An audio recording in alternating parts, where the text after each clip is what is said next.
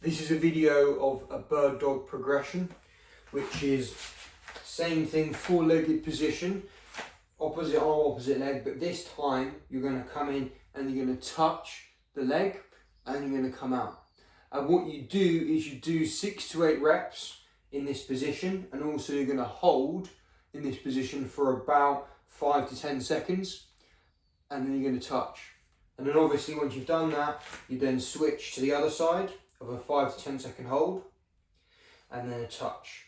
And it's that sort of slow and controlled, basically making this movement harder to do. And then the touch.